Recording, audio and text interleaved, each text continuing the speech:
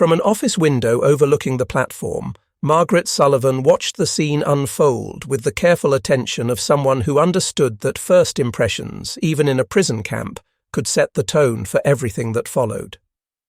She had been standing at that window for the better part of an hour, watching the horizon for the first sign of the train's approach, her fingers unconsciously tracing the outline of the gold star pinned to her lapel.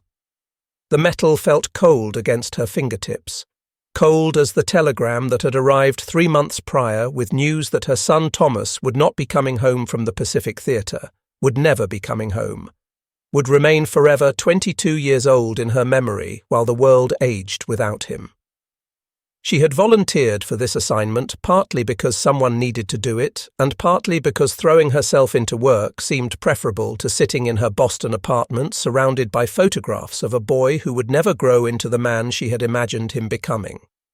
The Army had expressed surprise when she requested transfer to this remote Iowa posting, but they had also been grateful for a woman with her administrative skills and her willingness to take on the unprecedented challenge of managing female prisoners of war. No precedent existed for this situation, no manual outlined procedures for handling German women in American military custody.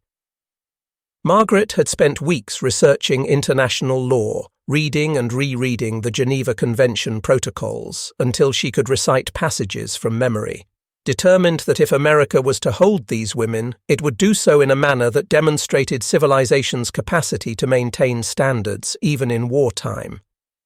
She made her way down to the processing area, her heels clicking against the wooden floorboards of the administrative building with the steady rhythm of someone who moved through life with purpose. The women had been taken to a building set aside for medical examinations and documentation, and Margaret wanted to observe without interfering, to get a sense of who these people were beyond the categories listed in their files. She watched through a partially open door as a military doctor, a woman in her 50s with grey hair pulled into a severe bun, examined each prisoner with brisk efficiency, checking for contagious diseases and noting any medical conditions that might require attention. The physical examinations revealed what Margaret had expected: malnutrition, though not severe, exhaustion etched into faces too young to look so tired, minor ailments left untreated for weeks or months, but nothing that suggested mistreatment during their journey, nothing that would violate the international agreements that supposedly governed how nations treated each other's captured personnel. She made notes on her own clipboard, matching faces to files, putting names to the women she would be responsible for until such time as the war ended and arrangements could be made for their return to whatever remained of their homeland.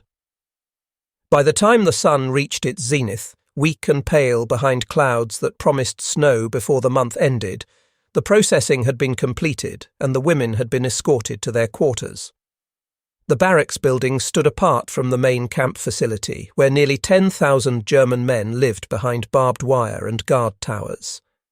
The women's building was newer, constructed specifically for this purpose after the Pentagon had decided that mixing female prisoners with the general population would create complications nobody wanted to navigate. The structure was simple but adequate, with clean cots arranged in rows, blankets folded at the foot of each bed, and windows that actually closed properly against the weather. The women moved through their new living space with the cautious exploration of people entering a building they expected might collapse around them at any moment. Greta ran her hand along the frame of her assigned cot, testing its sturdiness, then sat carefully as if the furniture might be some kind of trap designed to give way beneath her weight. The mattress, thin as it was, felt like luxury compared to the bare wooden benches they had slept on during transport. Liesel actually smiled, a small tentative expression that transformed her face from wary adult back into something resembling the teenager she should have been.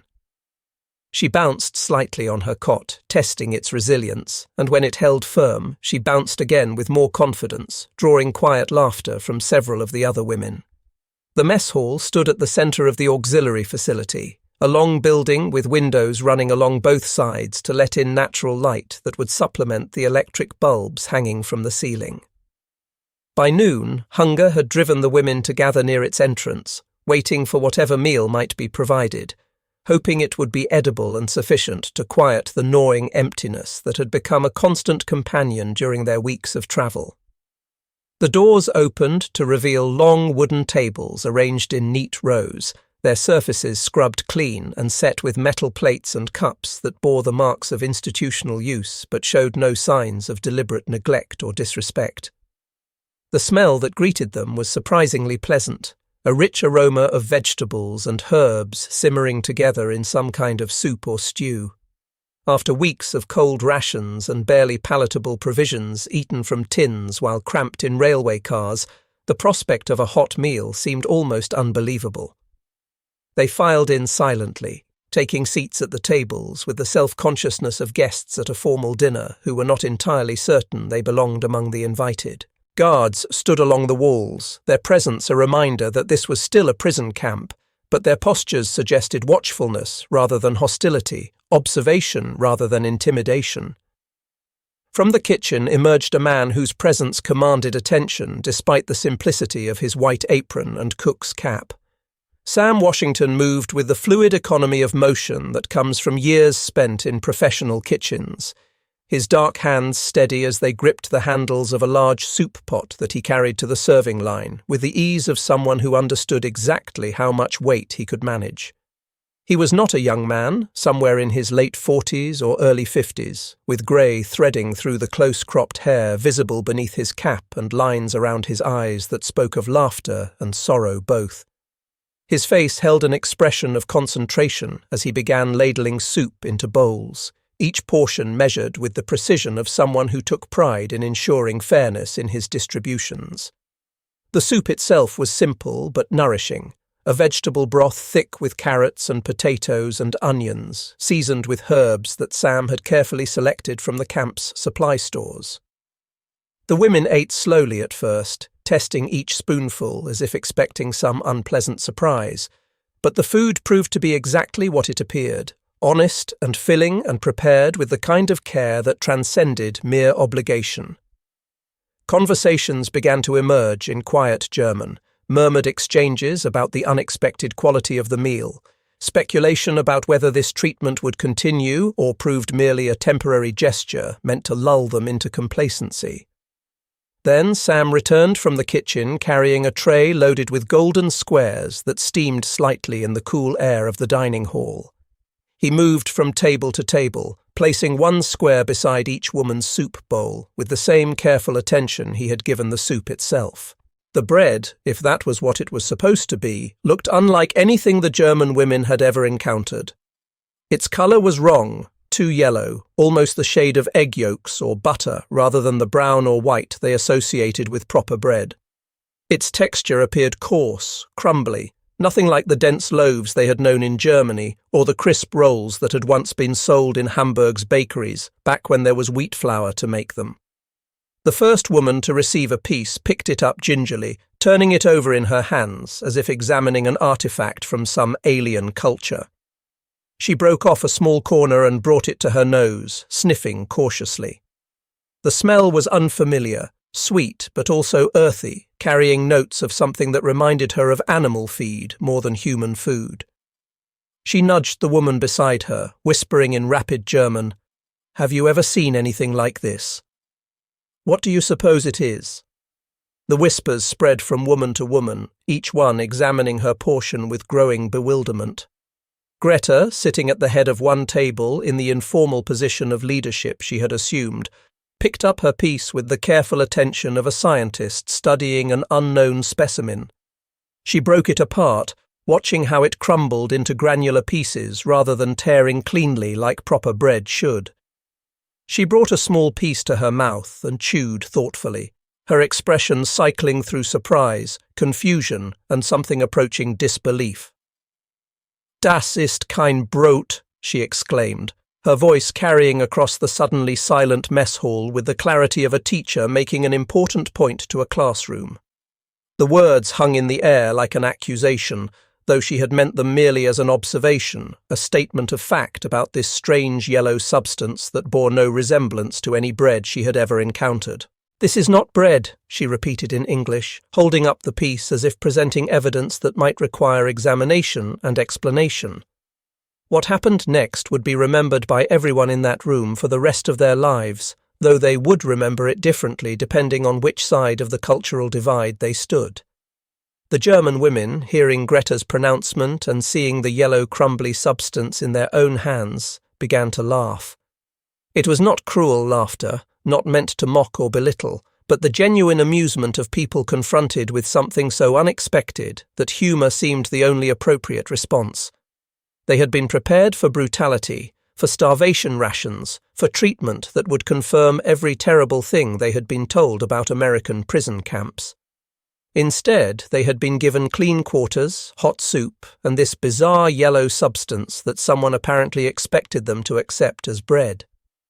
The laughter rippled through the room, building on itself as each woman's mirth fed the others, creating a wave of sound that filled the mess hall with the first moment of genuine lightness any of them had experienced since their capture.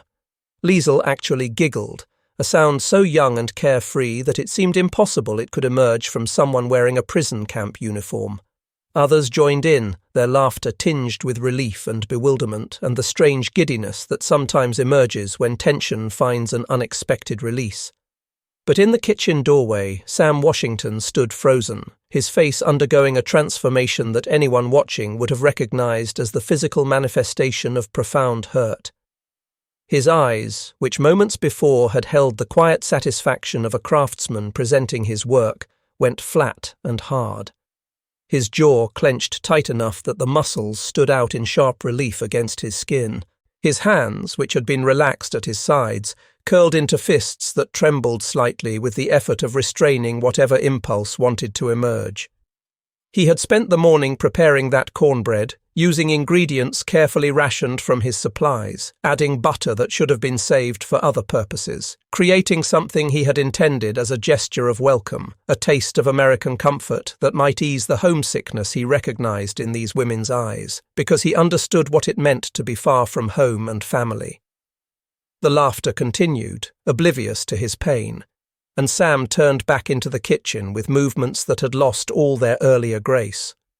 He moved like a man who had been struck a physical blow, his shoulders hunched, his steps heavy with the weight of humiliation and anger, and the bitter understanding that his offering of kindness had been received as something laughable, something worthy of mockery rather than gratitude.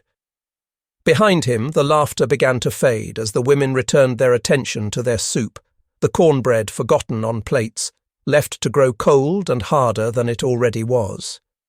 In the corner of the dining hall, Margaret Sullivan had witnessed the entire exchange, her trained eye catching the sequence of emotions that played across Sam's face before he disappeared into the kitchen. She understood what had happened, could see the cultural chasm that had opened in that moment of laughter, could recognize how an innocent expression of confusion had been received as deliberate insult. She made a note on her clipboard, not for any official purpose, but simply because writing things down helped her process situations that defied easy categorization or simple resolution. The afternoon passed in an atmosphere that felt subtly different from the morning's cautious optimism. The guards, who had shown glimmers of friendliness during processing, now maintained rigid professional distance, their faces set in expressions that revealed nothing.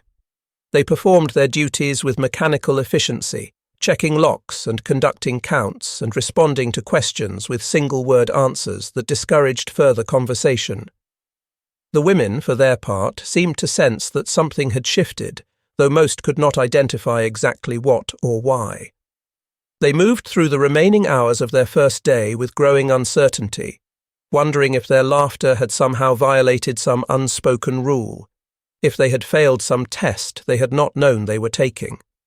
Sam remained in the kitchen for the rest of the day, emerging only to serve the evening meal with motions that had become purely mechanical. The cornbread did not appear again.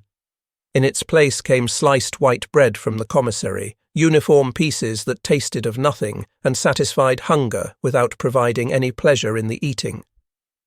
He did not meet anyone's eyes as he served, did not acknowledge the mumbled thanks offered in accented English by women who were beginning to understand that something important had broken in that moment of laughter, even if they could not yet name what it was or comprehend why it mattered. That night, lying on her narrow cot in the darkness of the barracks, Greta stared at the ceiling beams and felt shame settling over her like a heavy blanket. The other women had fallen asleep quickly, exhausted by travel and stress and the emotional toll of their first day in captivity, but sleep eluded her as her mind replayed the scene in the mess hall over and over with increasing clarity. She remembered the look on the cook's face, that flash of hurt before he disappeared into the kitchen. She remembered how carefully he had placed the bread beside each bowl, the precision of his movements suggesting this was no casual gesture, but something planned and intentional. Her mother's voice echoed in her memory, words spoken during the hard years after the Great War, when food of any kind had been precious and pride was a luxury their family could not afford. "Greta, mein kind," her mother had said, "gratitude is the first courtesy we owe each other. When someone offers you bread, you thank them, even if it tastes of sawdust and despair. You thank them because they have shared something of themselves, and to mock that sharing is to mock their humanity." Her mother had repeated those words often during Greta's childhood, usually while dividing impossibly small portions of food among too many hungry mouths, teaching her children that respect costs nothing but means everything. How many times had she herself taught similar lessons to her students in Hamburg, reminding them that courtesy was not merely about following social rules, but about recognizing the humanity in others? How many times had she corrected a child who laughed at another's earnest attempt to answer a difficult question, explaining that mockery, even unintentional mockery, wounded in ways that physical blows could not? And yet she had done exactly that, had led her fellow prisoners in, laughing at something offered in what she now recognized had been kindness, had treated a gesture of welcome as if it were a joke rather than the gift it was clearly meant to be. The shame of it pressed down on her chest until she could barely breathe. She thought about getting up, about going to find the cook and apologizing, trying to explain that their laughter had not been meant as cruelty, but had emerged from confusion and the strange relief of finding themselves treated better than expected. But the barracks were locked for the night, guards posted outside to ensure nobody wandered, and even if she could have left, she had no idea what she would say, how she could possibly bridge the gap her thoughtlessness had created. In another building across the camp, Sam Washington sat in his small room adjacent to the kitchen, staring at his own ceiling and wrestling with emotions he could not fully name. Hurt, certainly, sharp and fresh as a knife wound. Anger, though directed less at the women themselves than at the situation that had brought them all to this place where misunderstanding seemed inevitable and communication felt impossible across chasms of language and culture and everything that war had made enemies of. But beneath the hurt and anger ran a deeper current of sadness, the recognition that he had allowed himself to hope, had imagined that food might serve as a bridge, that the universal language of feeding the hungry might transcend the divisions that politics and propaganda had constructed. His grandmother's face appeared in his memory, her dark hands kneading cornmeal into something that would feed her family through another week of poverty and privation. She had taught him to cook when he was barely tall enough to reach the stovetop, had passed along not just recipes but philosophies about what it meant to prepare food for others. Cooking, she would say, is how we show love when words fail us. When you feed someone, you are saying, "I see your hunger, I acknowledge your need, I offer what I have to help you survive." She had made cornbread for him when he was sick as a child, had fed it to him with a patience that made even the coarsest food taste like comfort and caring. He had thought, preparing that cornbread this morning, about his own daughter Sarah back in Montgomery, about the times he had comforted her with food when words seemed inadequate to address whatever childish crisis had reduced her to tears. He had thought about how food could be a kindness, how offering someone something made with care was a way of saying, "You matter, your well-being concerns me. I have taken time from my day to create something for you." And then to have that offering laughed at, to see those women treating his cornbread as if it were some kind of absurdity rather than the genuine article he had laboured to create, had struck him with a force that felt disproportionate to the actual offence, but no less real for that disproportion. The days that followed established a new normal in Camp Algona, one defined by careful distance and the absence of warmth. The guards performed their duties with professional efficiency, but without the glimmers of humanity that had appeared during that first day's processing. They called roll, they escorted prisoners to and from activities, they maintained security with vigilance that never relaxed into anything resembling friendliness. When the German women asked questions, they received answers that contained only the necessary information, nothing more, delivered in tones that discouraged follow-up inquiries or attempts at conversation. The kitchen became Sam's fortress, a domain he ruled with the same meticulous care he had always shown, but without any of the joy that had once seasoned his work. Meals appeared at prescribed times, nutritionally balanced and properly portioned according to military regulations. The vegetables were cut with precision, the soups simmered to appropriate temperatures, the bread, commissary white bread now, arrived sliced and wrapped in packages that bore institutional stamps. Everything was correct, adequate, sufficient. Nothing was special. The invisible ingredient that had once made Sam's cooking more than mere fuel had vanished, leaving behind sustenance without soul. Margaret found herself walking the camp's perimeter each morning, her hands clasped behind her back, her eyes scanning the buildings and fences and guard towers, while her mind worked through problems that had no easy solutions. She had read enough about human psychology to understand that what had happened in the mess hall was a classic failure of communication, a moment where cultural context had transformed innocence into insult. The German women had laughed at something unfamiliar, their laughter emerging from surprise rather than contempt. Sam had received that laughter as mockery of something precious, his hurt compounded by the vulnerability of having offered a piece of himself only to see it rejected with what he perceived as scorn. Both sides were right, both sides were wrong.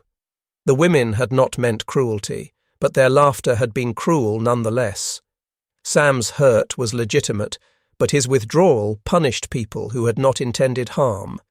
And Margaret, caught between them, found herself unable to see a path forward that would not require one side or the other to swallow pride and make the first gesture toward reconciliation, a gesture that seemed increasingly unlikely as the days passed, and the divide between American personnel and German prisoners hardened into something that resembled permanent separation. She thought often of her grandmother, who had arrived in Boston from Ireland during the famine years, carrying stories of English landlords who had watched Irish peasants starve, while food grown on Irish land was shipped to England to feed people the landlords considered more deserving of life.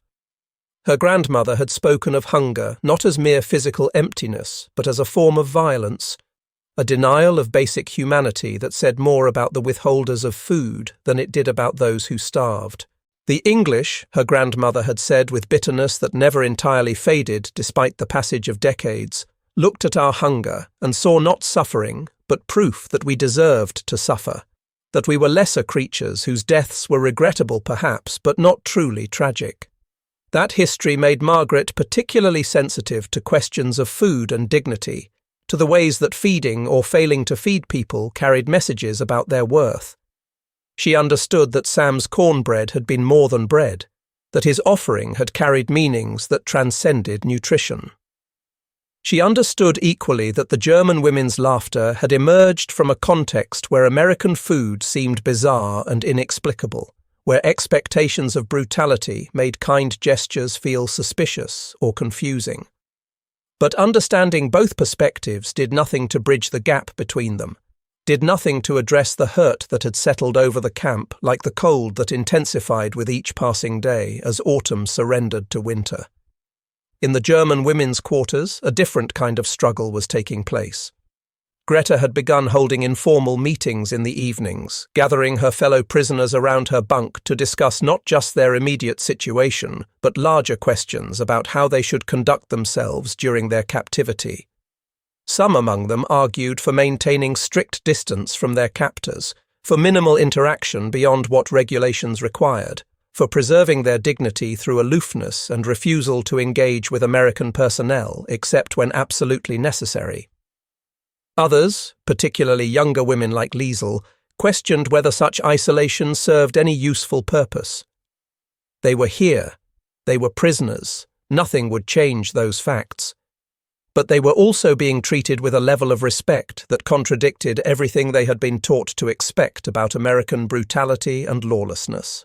Perhaps, Liesl suggested tentatively, they should acknowledge that reality, should respond to decent treatment with decent behavior, rather than maintaining walls of hostility that seemed increasingly inappropriate given their actual circumstances.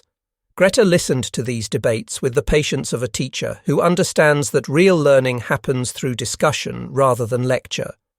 She guided the conversations without dictating their outcomes, asking questions that helped the women think through their positions rather than simply asserting her own views.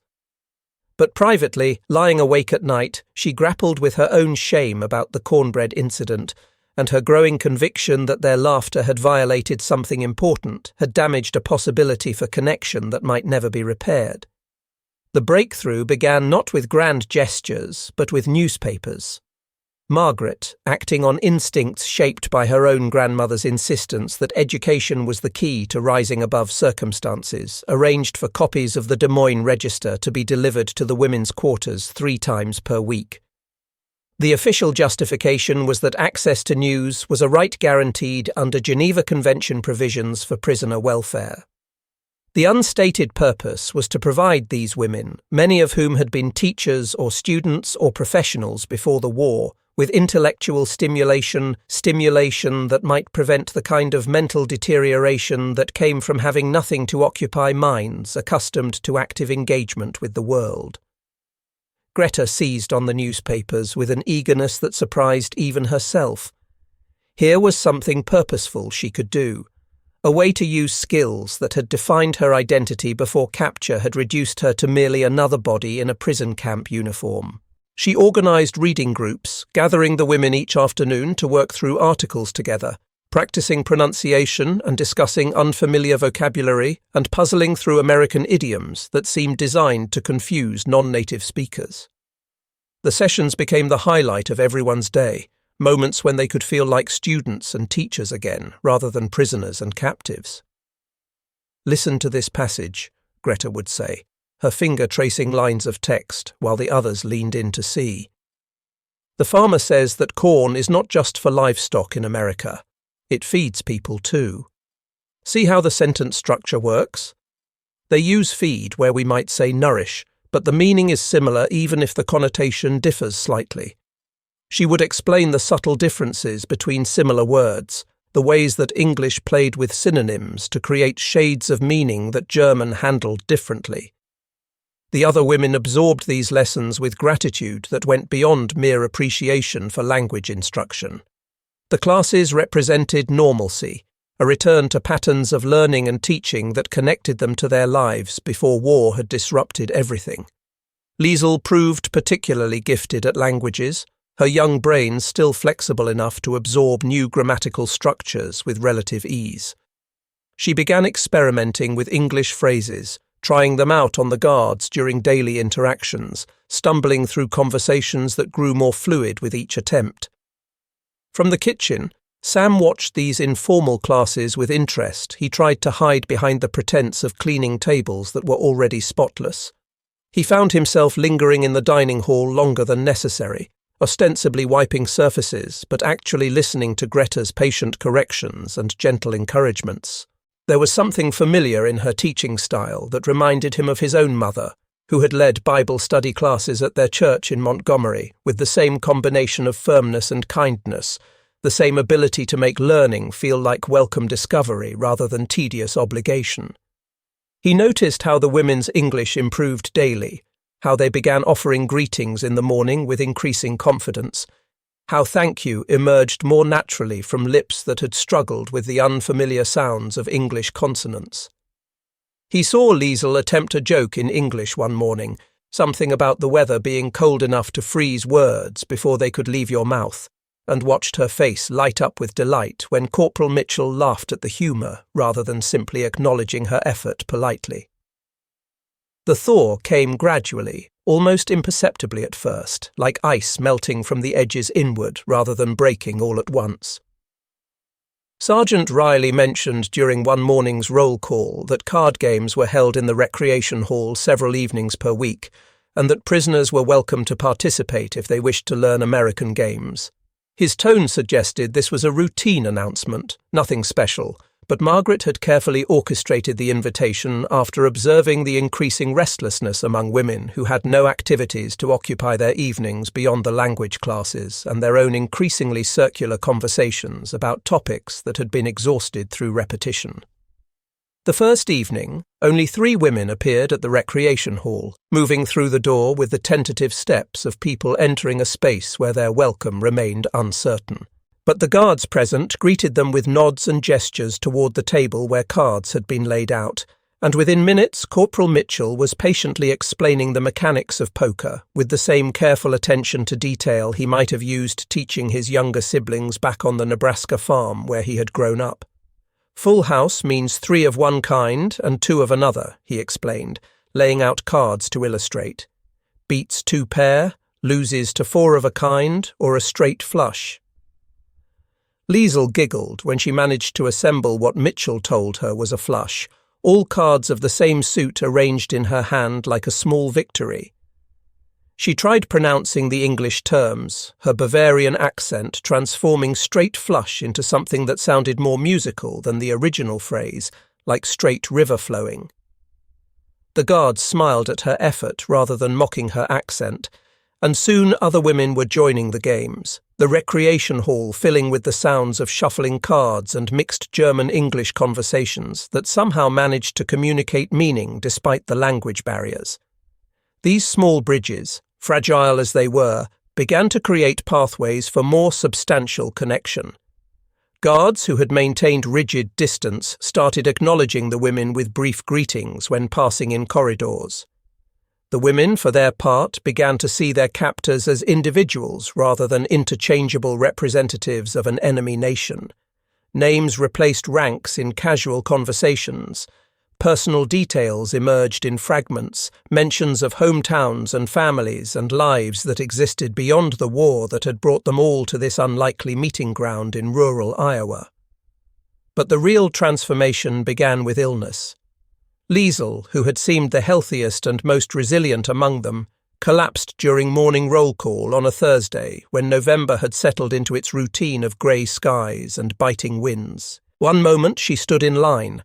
The next she crumpled to the ground as if her bones had suddenly decided they could no longer support her weight. The guards responded immediately, 2 of them catching her before she struck the frozen earth, carrying her carefully to the infirmary while shouting for the camp doctor. Dr. Harrison arrived within minutes, his medical bag already open as he knelt beside the cot where Liesl had been placed.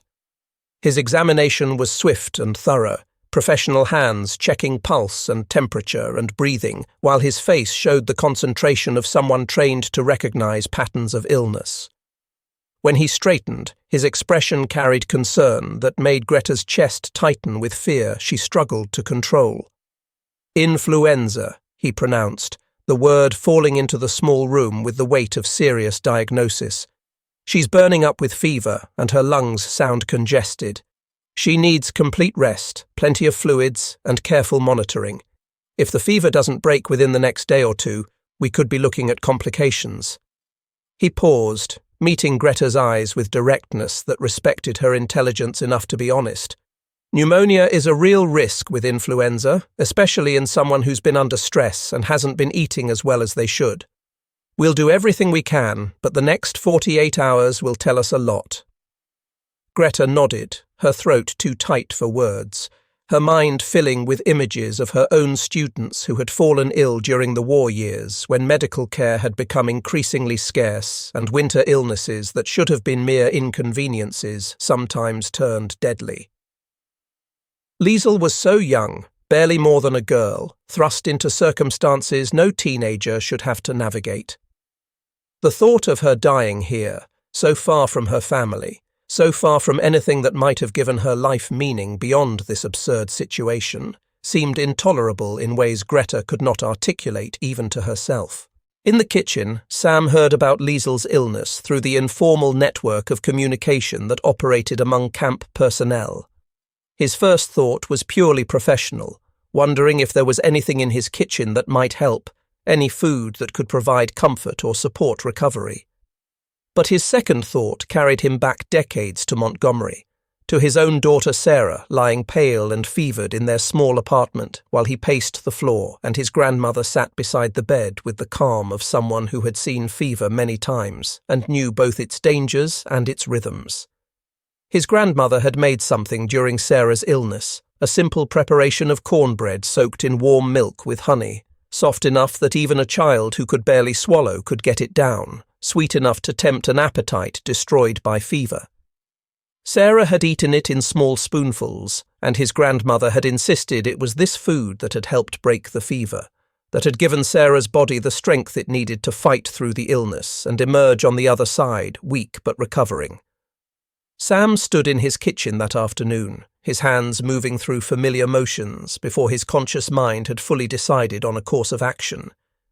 He mixed cornmeal with flour and eggs and milk, added honey instead of sugar, adjusted the proportions to create something softer and more delicate than the cornbread he usually made.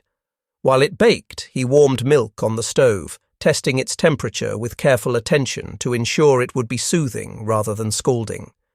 When the cornbread emerged golden and fragrant from the oven, he crumbled portions into a bowl and poured the warm milk over it, adding more honey until the mixture reached the consistency his grandmother had always insisted was correct. He carried the bowl to the infirmary himself, his steps steady despite the uncertainty churning in his chest about whether this gesture would be received as kindness or viewed with the same incomprehension that had greeted his earlier offering.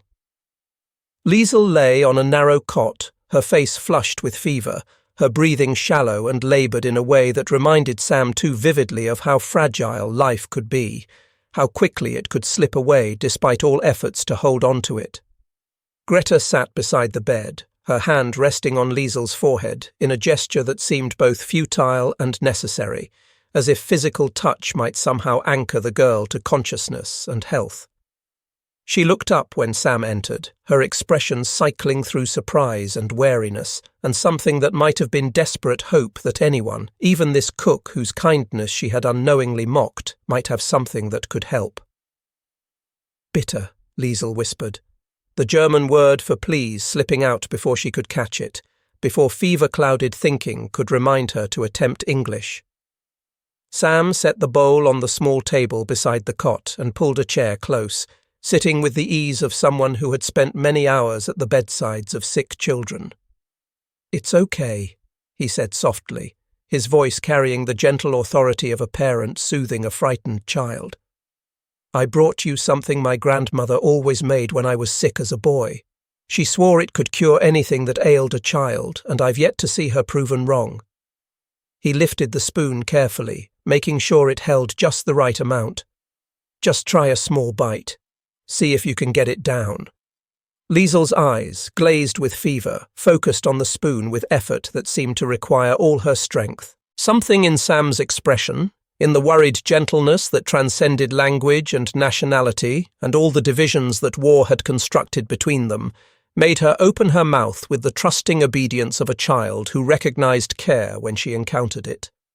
The warm mixture slid down her throat like liquid comfort, sweet with honey and soft as a mother's lullaby sung in darkness to chase away nightmares. For a long moment, silence filled the small infirmary room, broken only by Liesl's laboured breathing and the distant sounds of camp life continuing outside the walls. Then something shifted in her fever-bright eyes, a spark of awareness breaking through the fog of illness. "Danke," she whispered, the word carrying more weight than its simple translation might suggest. She swallowed another spoonful, and for the first time since falling ill she smiled. "It tastes like Hoffnung." Hope. From the doorway, where she had positioned herself without fully realizing she had moved, Greta watched this exchange with growing understanding that settled over her like revelation. This was not merely a cook feeding a patient, not simply an adult providing nourishment to an ill child. This was one human being recognizing the suffering of another and responding with the only comfort he knew how to offer, reaching across every division of nationality and language and history to say through action what words could never adequately express. I see your pain, I acknowledge your need, I offer what I have in the hope that it might help. The cornbread that had seemed so strange and laughable weeks ago now represented something entirely different.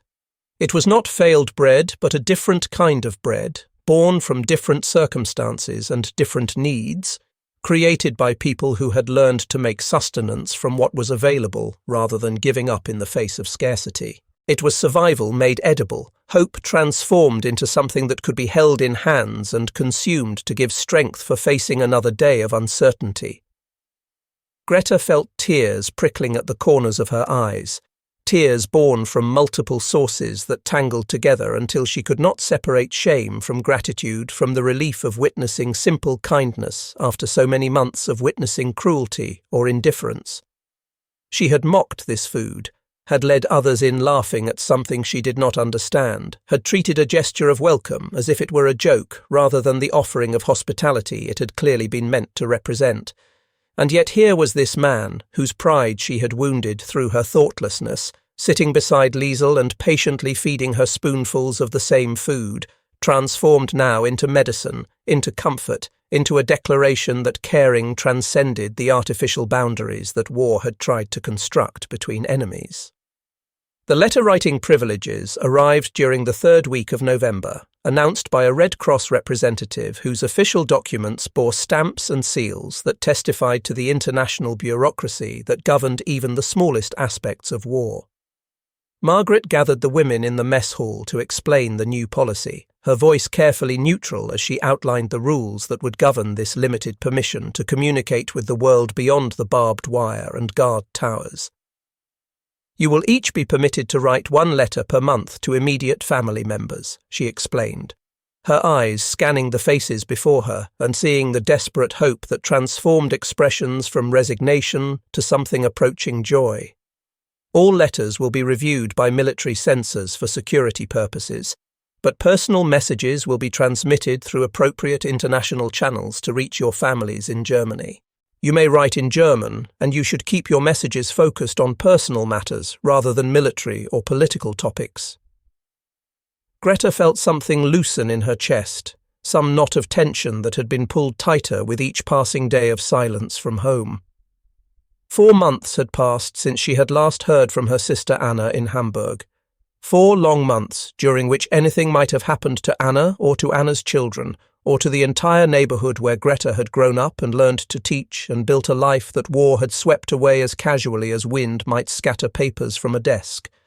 The not knowing had been its own form of torture, her imagination conjuring endless variations on themes of death and destruction, her dreams filled with images of rubble where familiar buildings had stood and silence where voices she loved should have been speaking.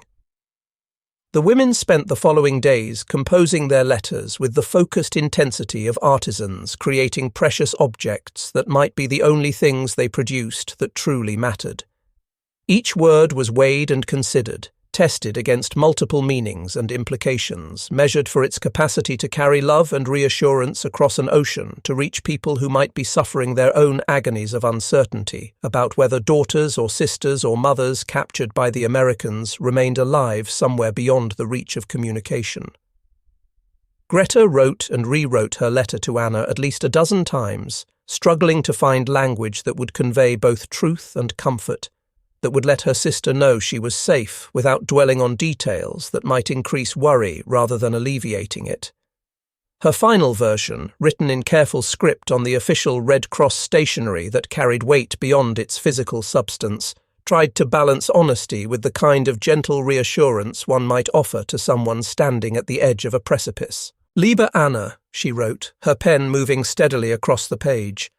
I am safe and well treated in a place called Iowa, where the land stretches flat to every horizon like the sea we knew as children, but covered in fields rather than water. The Americans follow their laws strictly, and we are given adequate food and clean shelter. The treatment is far better than we were led to expect, even dignified despite our status as prisoners. She paused, considering whether to mention the cornbread, deciding against it because the story seemed too complicated to explain in a letter that might be her only communication for weeks or months. Tell the children their Tante Greta thinks of them every day and hopes they are studying hard in school. I carry their photographs in my pocket and look at them when I feel far from home. Around the camp, similar scenes played out as each woman crafted messages to family members who might or might not still be alive to receive them, who might or might not be living in buildings that still stood, who might or might not have themselves been consumed by the war that ground on with no end visible on any horizon. The very act of writing created a kind of hope, an assertion that communication remained possible, that connections could stretch across oceans and battle lines to maintain bonds that war had tried to sever. The guards noticed the change in atmosphere immediately. Conversations among the women carried a lighter quality, voices animated by the prospect of contact with home, even if that contact would be delayed by weeks and filtered through multiple layers of censorship and international bureaucracy. The language classes continued with renewed energy, the women eager to improve their English in case the ability to communicate more effectively might somehow matter, might create opportunities for connection that could make their imprisonment more bearable. Margaret walked her rounds that week and saw something she had not seen since the prisoner's arrival. Hope. Not the desperate hope of people clinging to impossible fantasies, but the quieter, more durable hope of people who had found reasons to believe that tomorrow might be slightly better than today, that survival might lead to reunion, that this period of separation and suffering might eventually end in return to lives that could be rebuilt from whatever ruins remained.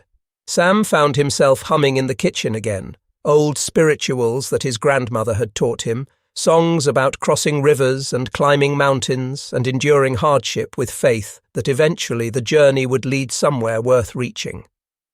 His hands moved through familiar tasks with renewed fluidity, chopping vegetables with the efficient grace of someone whose mind was settled enough to let muscle memory guide the work. The meals he prepared still adhered to regulations and nutritional requirements, but they carried again that invisible ingredient that transformed mere sustenance into something that approached care. The fragile peace extended through Thanksgiving, when Margaret arranged for a special meal that included turkey and the traditional accompaniments that Americans associated with the holiday. Sam had spent days preparing, his professional pride emerging fully from the shadows where it had hidden since that October afternoon when laughter had wounded him so deeply. He roasted turkeys until their skin turned golden and crisp, prepared stuffing that combined bread cubes with herbs and vegetables, made gravy that was rich and smooth and perfect in its consistency. He watched through the kitchen window as the women ate with evident appreciation, their expressions showing genuine pleasure in food that represented abundance rather than mere adequacy. They spoke among themselves in animated German, their voices carrying notes of surprise and delight that they made no effort to suppress. Liesel, fully recovered from her bout with influenza, ate with the enthusiasm of youth, her energy restored to levels that made it hard to remember how pale and fragile she had seemed lying in that infirmary cot just weeks earlier. But December brought news that shattered the camp's tentative equilibrium with the force of hammer blows against glass. The first telegram arrived in Margaret's office on a Tuesday morning, its official military formatting immediately identifying it as the kind of message that never carried good news. Her hands trembled slightly as she opened it, though she had received similar telegrams before and knew exactly what combination of words and phrases would appear on the page. The Secretary of War regrets to inform you that your son, Private Marcus Washington, has been reported missing in action following a naval engagement near the Philippine Islands. Further information will be provided as it becomes available. The words were bureaucratic and impersonal, designed to convey information without emotion, but they struck Margaret with force that drove the breath from her lungs. Missing. Not confirmed dead, but missing, which might mean anything or nothing, might represent hope for eventual rescue, or might simply be the military's way of delaying the final confirmation of death until bodies could be recovered and identified. She sat at her desk for a long moment, staring at the telegram without really seeing it, her mind filled with thoughts of Sam Washington's son somewhere in the vast Pacific, lost in waters that stretched for thousands of miles in every direction. Sam, whose kindness to Liesl had bridged a gap that seemed impossible to cross, whose quiet dignity had impressed itself on everyone who worked with him, now faced the same agonizing uncertainty that Margaret had endured before the final word came about Thomas. The parallel seemed almost too cruel to contemplate, as if fate had decided that suffering should be distributed with perfect equality, without regard for how much anyone had already endured. She found Sam in the kitchen, his hands moving through the familiar motions of peeling potatoes for the evening meal, his expression neutral in the way that suggested he was thinking about nothing and everything simultaneously, his mind wandering while his body performed tasks that required no conscious attention. The telegram folded in her hand felt like it weighed more than paper should weigh, as if bad news added literal heaviness to the physical object that contained it. "Sam," she said quietly, and something in her tone made him look up immediately, his knife pausing mid-motion, his face showing the alertness of someone who recognized that whatever was coming next would be important and probably unwelcome. She crossed the kitchen and handed him the telegram without preamble, without any attempt to soften what the words would communicate, because there was no way to make such news easier to receive, and attempting to cushion it would only delay the inevitable moment of impact.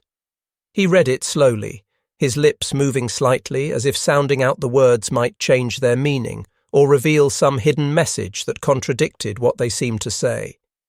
His shoulders sagged incrementally with each line, his body language shifting from engaged presence to something approaching absence, as if part of him had decided to vacate the present moment rather than fully experiencing its pain. The telegram slipped from his fingers and drifted to the floor, forgotten, no longer relevant once its message had been delivered and absorbed. "Missing," he repeated, the word emerging barely above a whisper. "Not dead. Missing."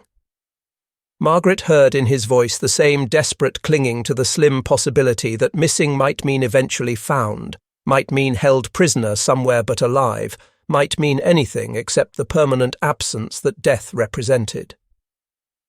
She understood that desperation, had felt it herself before the final confirmation about Thomas had arrived and stripped away even the comfort of uncertainty. 3 hours later, another telegram arrived, this one routed through international channels and bearing the distinctive formatting of Red Cross communications. Margaret's heart sank as she read the recipient's name written in careful script, as she recognized the return address that indicated origin in Hamburg. She carried this telegram with the same reluctance she had felt carrying the first, knowing that its contents would transform someone's world in ways that no words of comfort could address.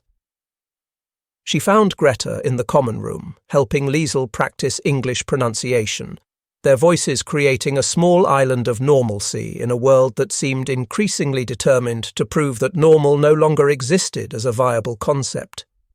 Greta looked up as Margaret entered, and something in Margaret's expression must have communicated the nature of her errand, because Greta's face immediately shifted from engaged teacher to someone bracing for impact. "I need to speak with you privately," Margaret said, her voice carrying the formal tone she used for difficult official business, the careful neutrality that military personnel learned to employ when delivering news that would wound. The envelope in her hand burned against her palm, as if bad news generated literal heat, as if grief could be measured in degrees of temperature as well as depths of sorrow. The letter was written in Anna's handwriting, familiar script that Greta would have recognized across any distance. But the words it contained were written by someone else, a neighbour who had taken responsibility for sorting through what remained of Anna's belongings after the bombing raid that had reduced the harbour district to rubble and ash. Anna was gone, missing, presumed dead in the chaos that had followed when British and American bombers had targeted the industrial areas of Hamburg with the systematic thoroughness that modern warfare demanded. The children had been evacuated safely to relatives in the countryside, but Anna herself had vanished as completely as if she had never existed, leaving behind only questions that would never be answered and grief that could never find resolution in the absence of anybody to mourn properly. Greta read the letter 3 times, each reading confirming what the previous reading had already made clear. Her sister, her closest friend, her last connection to the life she had built before war had disrupted everything, was dead. Probably dead. Almost certainly dead. The distinction between probably and certainly seemed important in some abstract way, but it made no practical difference in terms of the pain that settled over her like a physical weight pressing down on her chest until breathing became a conscious effort rather than an automatic function. That night, 2 people sat in separate buildings, physically distant but united in the geography of grief that recognizes no boundaries of nationality or race or circumstances. Sam stared at his untouched dinner plate in his small room adjacent to the kitchen, thinking about Marcus somewhere in the vast Pacific, wondering if his son was alive or dead, suffering or beyond suffering, frightened or past fear. The not knowing seemed worse than any certainty could be, because uncertainty left room for imagination to construct endless scenarios of suffering without offering any way to alleviate or even confirm those imagined agonies. Greta lay on her narrow cot in the barracks, clutching the letter that a stranger had written to inform her that Anna was gone, letting tears fall silently onto the thin pillow because making noise seemed like it would require energy she no longer possessed. The images in her mind cycled through memories of Anna as a child, as a young woman, as a mother caring for her own children with the same patient attention their mother had shown when they were young. All of those versions of Anna were gone now, reduced to ash and memory, leaving behind only these photographs Greta carried in her pocket and the impossible task of explaining to those children, if she ever saw them again, where their mother had gone and why she would never return. The bridges that had been so carefully constructed over the previous weeks seemed suddenly fragile as spider webs, threatened by hurricane winds that cared nothing for the delicate architecture of connection that had required so much effort to create. The guards who had begun showing hints of warmth retreated back into professional distance, uncertain how to navigate a situation where both captor and captive were drowning in grief that transcended the artificial divisions of war. The women who had started participating in card games and English lessons withdrew into protective clusters, speaking only German among themselves, as if familiar language might provide shelter against the assault of news that proved the war continued killing people they loved, despite their physical removal from combat zones. Sam's kitchen became again a monument to duty performed without heart. Meals appeared on schedule, adequate and proper, and devoid of anything that might suggest cooking was more than mere mechanical production of required calories. He moved through his work with the efficiency of automation, his face expressionless, his eyes focused on nothing more distant than the immediate task before his hands. The spirituals he had been humming disappeared, replaced by silence broken only by the sounds of knives on cutting boards and pots on stovetops. Margaret walked her morning rounds like a ghost haunting familiar corridors, her clipboard clutched against her chest like armour that might somehow deflect the grief that saturated every corner of the camp. Her office remained immaculate, every paper filed appropriately, every regulation followed to the letter, but she avoided the mess hall where too many memories lingered of days when hope had seemed possible and the future had appeared to hold the potential for something better than endless grinding continuation of loss. The first blizzard of winter struck on December 18th, arriving with a fury that seemed almost personal in its assault. Wind screamed across the Iowa plains with the voice of something beyond mere weather, beyond simple meteorological phenomena, howling like all the grief and rage and despair that humanity had generated over the course of this war condensed into atmospheric violence. Snow drove horizontally through air so cold it burned exposed skin on contact, finding every crack and gap in buildings that had seemed solid until tested by nature's determination to enter, despite all human efforts at exclusion.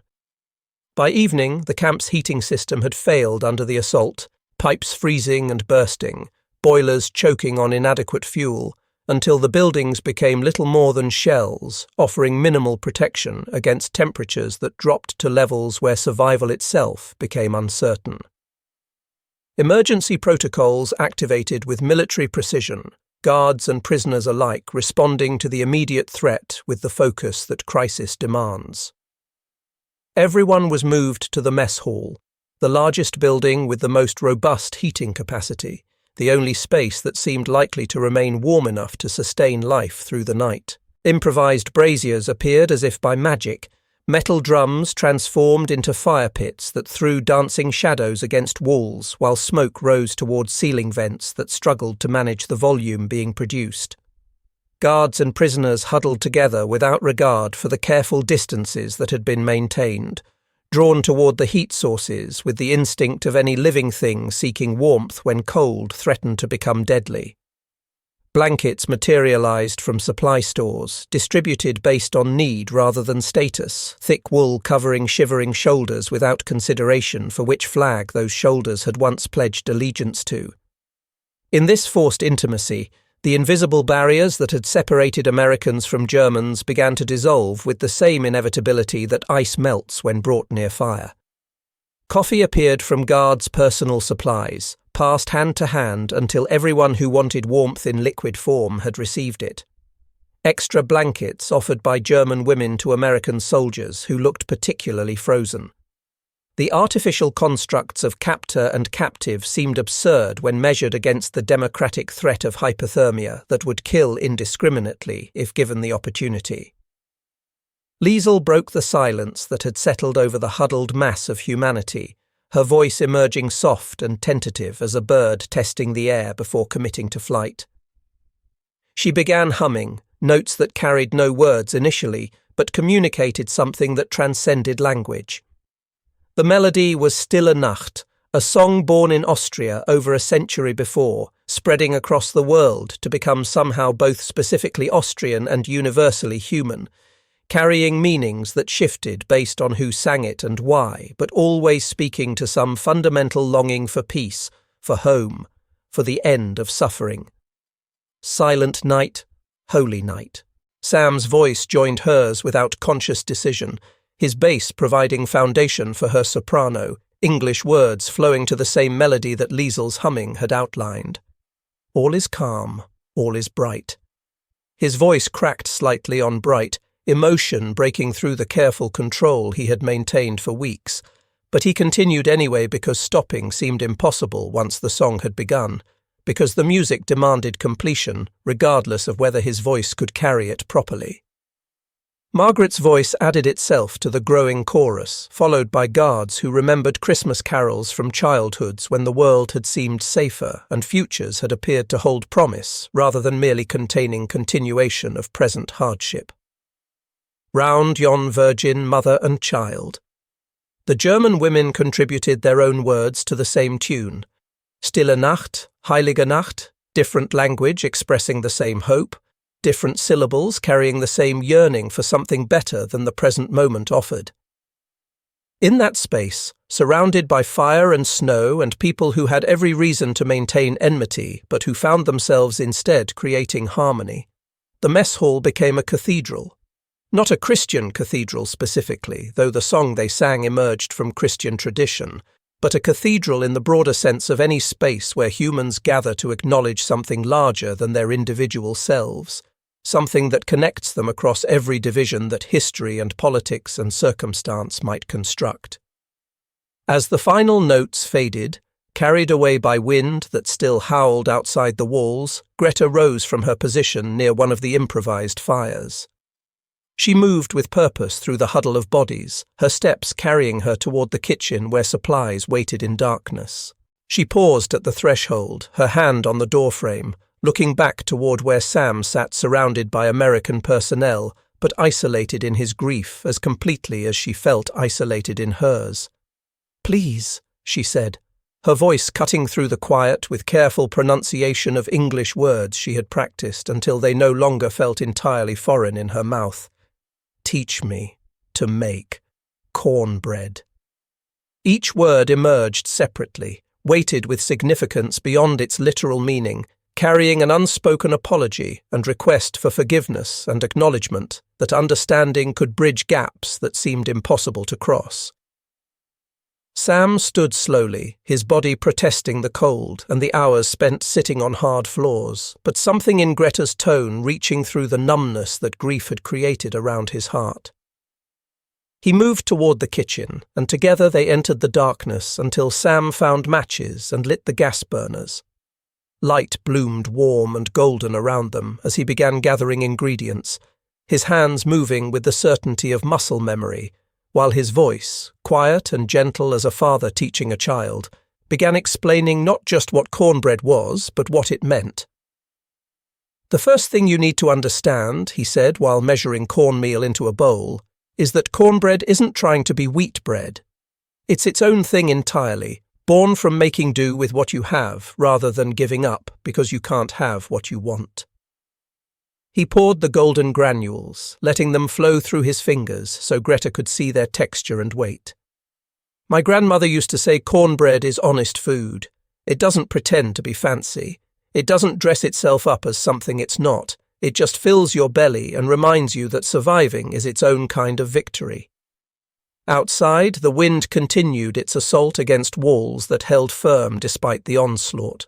Inside the kitchen, two people who had lost everything began the ancient human ritual of creating sustenance from simple ingredients, their hands working together to transform cornmeal and milk and eggs into something that might, against all reasonable expectation, taste like hope made solid enough to hold and consume and share with others who also needed reminding that dawn would eventually come even after the longest night.